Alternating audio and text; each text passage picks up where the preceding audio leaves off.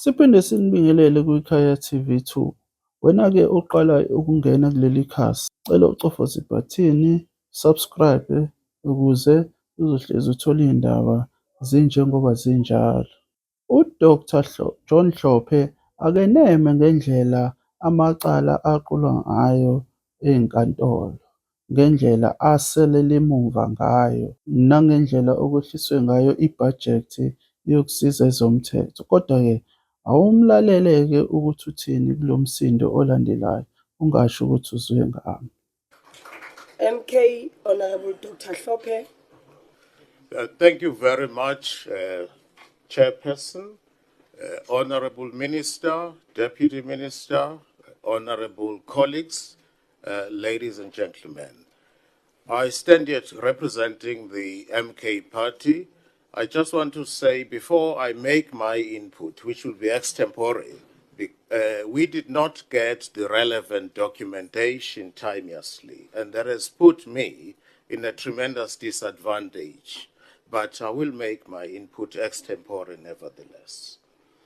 The first input from the MK is this. We note that the budget has been decreased by 13%.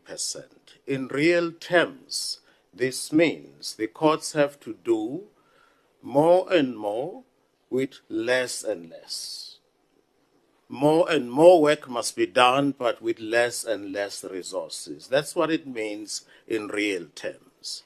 The problem with that is the following. In the case of the higher courts, for example, we all know there is a huge backlog.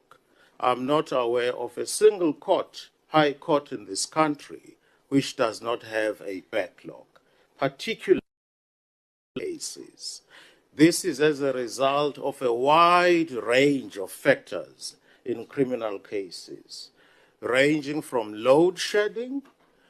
The other one has to do with the fact that it is often difficult to get prisoners who are appearing in the courts for trial timeously. These are all factors that impact on the finalization of cases timeously, and this causes a huge backlog. Inevitably, the heads of courts have to find a solution. They often resort to the professions and call for attorneys and advocates to come and act on a pro bono basis. They would volunteer their services, they don't get paid. The problem of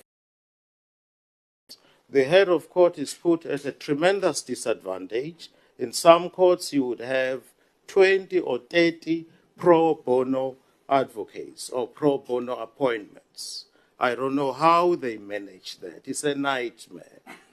Now, correspondingly, administrative staff have not been increased. There are many vacancies throughout the courts in this country which have not been filled. So that impacts on the quality of the work that must be done at the end of the day. Some of these pro bono counsel, once they are done with their work, they go back to the bar, they go back to the attorney's profession. And I've been told in some divisions, they are appointed as pro bono advocates, so as pro bono judges, but they are allocated other work in the normal role, which is wrong, because they are not appointed as judges. They are appointed pro bono. The other problem with the courts being short-staffed is that there are accused who are languishing in jail. In the case of a trial where the accused person, after the trial, where an accused person has been waiting in prison for years and comes up for trial, and eventually he or she is acquitted.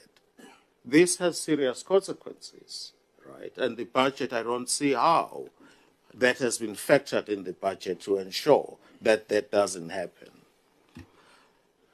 The budget, in my view, in our view, considered view as MK, fails also to ensure that during this 7th Parliament, we ensure that the access to justice is improved, particularly by those South Africans who live in rural areas. We all know that South Africans who live in rural areas and who are obviously vulnerable and poor, and if one were to use color, they are by and large black people who live in those areas.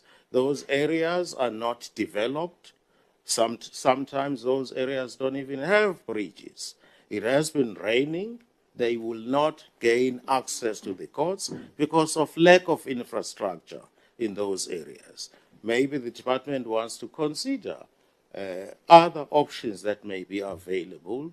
For example, having more and more circuit courts in those areas.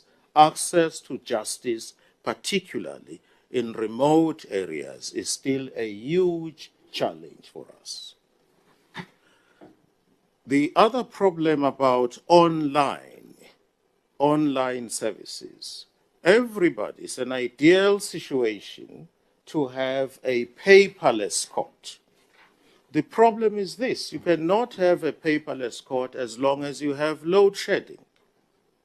In order for us to have a paperless court, there must be no load shedding, so that there is access to electricity for 24 hours.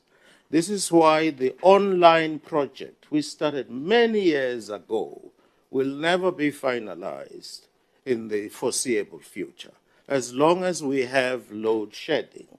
And load shedding does not appear to be going away in this country anytime soon.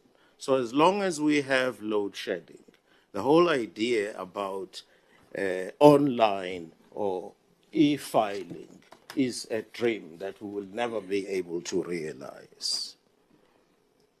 The budget also, in our view as the MK party, doesn't take account of some of the realities which give rise to this caseload.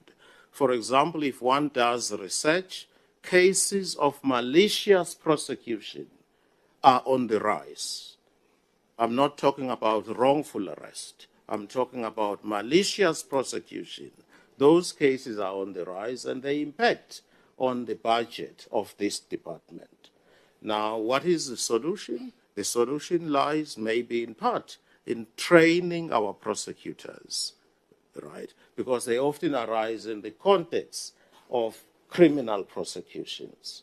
In the good old days, especially when it came to serious cases like murder, rape, you would find a senior prosecutor being allocated to the case much earlier, so that he or she controls the investigation. I know for a fact I sat in the Marike de Klerk trial where she was murdered, our first lady. The policeman was involved there. It was Captain Barkhazen. He was involved right from the beginning, and he worked very closely with the prosecutors. The result was a successful prosecution. So I would really urge you that you ensure that the budget takes account of that reality. I realize that I'm running out of time. You still have 21 seconds. 21 seconds? Well, I want to stick to my time. Improved oxide, Melissa. Finally, we need, this is from the MK's point, to ensure that there is optimal use of court hours. I know that that is a very old story. It is as old as mankind. It's all very well to say, let's work with a limited budget, but we must make sure that there is optimal use of court hours. Your time has run out. No, that's fine. Thank you.